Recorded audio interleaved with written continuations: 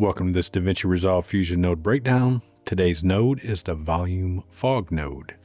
So we're going to jump into Fusion here.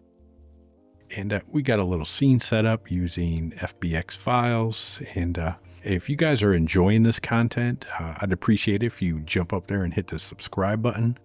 And if you really enjoy it, jump up there and hit a member button.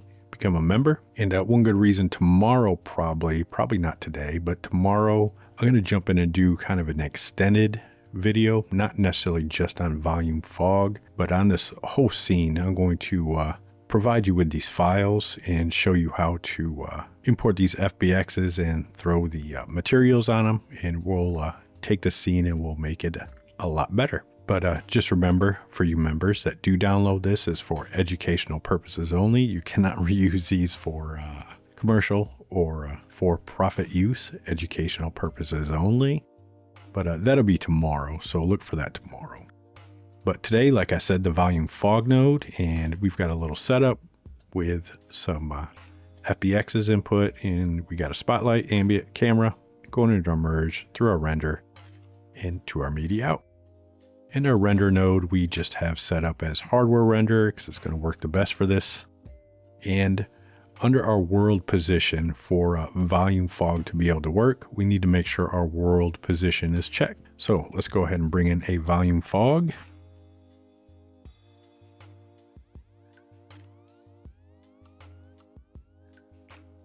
And instead of putting in line, I'm going to use a merge node. So I'm going to just grab a regular merge node and input it after our render. And I'm going to input our volume fog into our foreground. And for this volume fog to work, we need a scene input.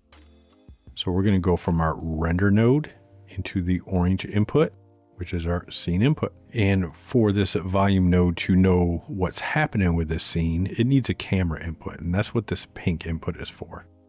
So we're going to go ahead and grab our camera and input it into the pink input. So if we look at our merge node, we can see we've got some volume fog going on, and it's just sitting in front of our camera. So we need to tell it to be where we want it to be. And since our scene is sitting back a little bit, I'm going to go up to our translation. You can translate on the X, the Y, and the Z. This is for your overall fog node. And I'm going to shove it back like, I don't know, -6. And maybe a little further. Let's get it so it's covering that little barrel there, so you can kind of see what's going on. And there we go.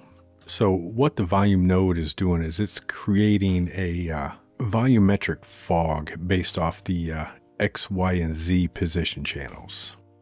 So it's technically not generating a 3D image. We can't go to our little merge node here and see our fog in our scene. But it is generating a 3D-ish image, and we can work on it based off the 3D level. So if I come to our rotation and I rotate it like on the Y, you can see that is an actual cube within our little 2D world. Now, to be able to see what's really happening here, I'm just going to jump over to noise, and I'm just going to add a little detail. So if we go back to our shape, like I said, we can translate it on the X, the Y, and the Z. We can rotate it on the X, the Y, and the Z. We can change our scale. And there's two ways to change scale. If we go just to size, we're just changing the overall size of our volume fog there. And if we select the scale, we can change the scale, which is honestly doing the exact same thing. But within our scale, we can uncheck this lock X, Y, and Z, and we can change only on the X, only on the Y, or only on the Z. And once you make those changes, so say we change on the X, you can come back to your size and you can change the overall size again. So let's reset those. Now your soft edges, let me go ahead and get rid of that noise. All this does is change the soft edges of our actual volumetric shape. So it's not shrinking that shape, it's just changing how soft those edges are. And if we need to change our actual shape, we can come up here and change it from a cube to a sphere if we want. but we'll leave it on cube. And we're going to skip over to camera, because for this to work, we need a camera. And by default, it's just using the camera we input. But if we have multiple cameras going in, we could change them. And then over on our light source, this is where things get a little confusing, because right now we are technically not using lighting. So if I went to our ambient light and shut it all the way off, went to our spotlight, shut it all the way off, you can see we're still getting that volume fog. But if I go to do lighting, it's going to use the lighting within our scene to light that volume fog. So we can come up to our ambient light, pump it back up a little bit, and go to our spotlight and turn our spotlight all the way back up. And you can see we now have our volume fog, and it is black. And this is because our volume fog takes into account all the lighting, including the scattering that's happening within there. So right now we don't have tons of light shining around. So getting the look you want once we're using do lighting is going to be dependent on, one, how we set up all these lighting controls, and two, the color of our fog. So let's first go to lighting, and I'm going to bring up first this emission. And what the emission does is it kind of adds like a glowing effect. It's not actually going to glow light and emit light onto other objects within your scene, but it's going to emit the color you select for your volume. Now under do lighting, we have this do in scattering. And what this does is it's going to add additional sampling for the actual scattering that's going on inside. And your scattering is how much that light escapes the volume once it goes in. Now, even if I uncheck this do in scattering, we can still use this scattering option. And the scattering is going to tell it how much the light inside is being scattered. So the more we raise it, the more it's being scattered inside and not allowed to leave. And the lower scattering we have, the more that light is being allowed to leave. And within your scattering, we can change our scattering color. But just know this isn't going to be a one-for-one color, because it's going to be almost the opposite of what's happening, because it's basically the opposite of light being trapped inside. You can look at it like that. So it's going to reflect the opposite color, because those colors are not being allowed to leave. So we're telling it green is not allowed to leave, therefore the other colors are allowed to leave. It's a little confusing, but that's how it works. And under your scattering, we have this asymmetry. And what this does, when it's set on 0, it's saying we're allowing the light to escape evenly in all directions. If we raise it, that means we're allowing the light to escape towards the render engine or the ray tracing engine. And if we lower it, that means we're allowing it to escape towards the light source.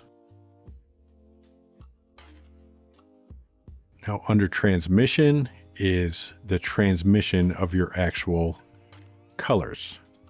So not the color itself, but the transmission of these colors out of that volume. And then down here we have reflection, basically how much light is being reflected off the surface of those volumes. And right now it's pretty flat. We don't have tons of reflections going on, so you really can't see it. So let's jump over to the noise so we can really dial in these light and color options. So within the noise, we can add detail to our noise. We can change the gain of our noise, and then we can change the brightness of our overall noise. Down here we can translate our noise, so we can make it move on the X, we can make it move on the Y, and we can make it move on the Z.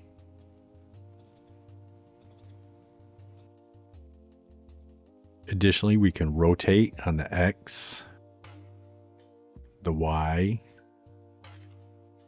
and the Z.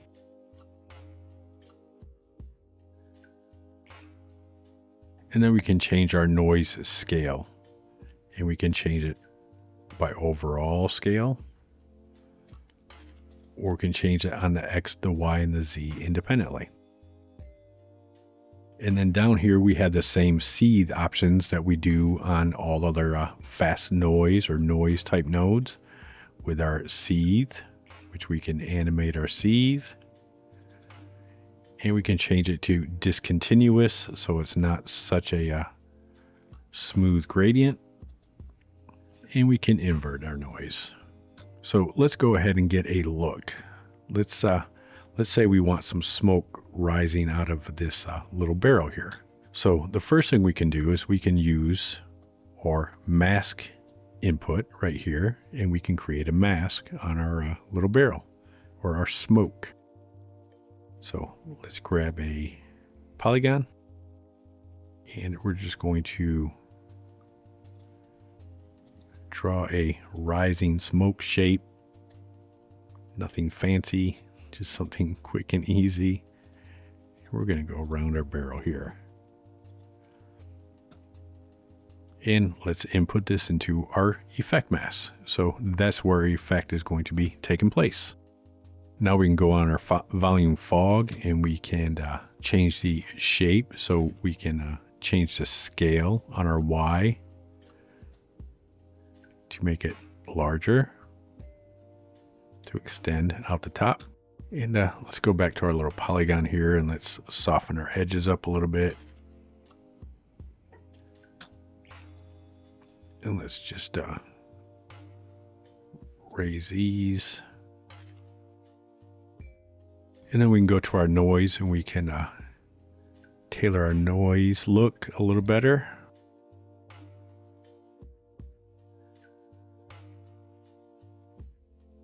And let's go ahead and keyframe our Y here.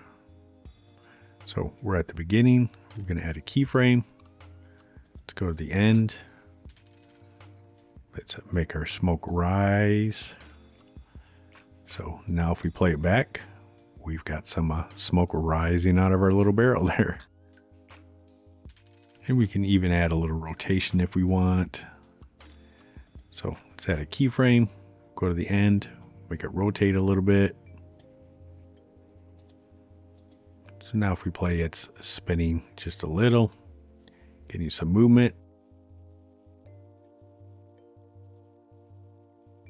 And let's improve the look of our actual smoke we got going on here. So we can come to our color, and under our color, we have adaptive sampling, which will allow us to adaptively sample. We can select dither, whether we want it dithered or not. And if you look in here, if we uncheck our dither, what it's doing is smoothing out some of those lines you see happening in there. Additionally, we can change our samples that we're using, how many samples we're actually using for our smoke. And we can change our Z slices.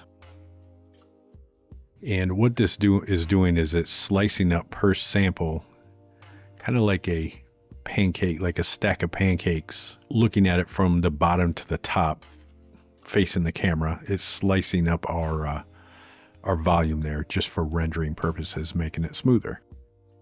And our first slice time right here is determining what frame of the global range it's using to deliver the first slice from that connected input. And then down here we can change the color of our smoke, so we can make it a little darker if we want.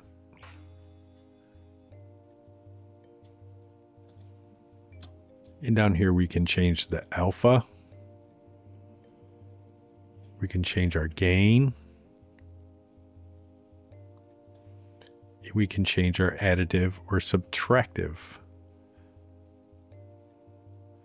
And then down here we have fog only, which means if I'm looking at this right now, we can see our background image with our fog. If I select fog only, it's going to export just that fog with black backgrounds. That way we can use that for, say, a luminance mask or any type of masking we need to do.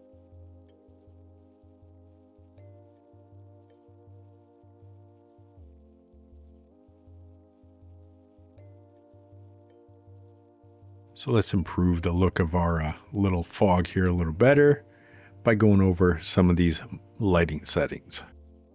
So as I said, your scattering helps with the scattering, how much light is actually being scattered. And then up here we have density, which will change the density of our overall volume. Let's go ahead and change our scatter color. So let's make that a little darker. We're going to drop our emission down. And under our reflection, we're going to change our reflection to be like a little yellowish, kind of like our light. And we can go to our emission and we can make it a little brighter if we want, or mute it out by changing the color. So there we go. That is the volume fog node. I will see you in the next node breakdown.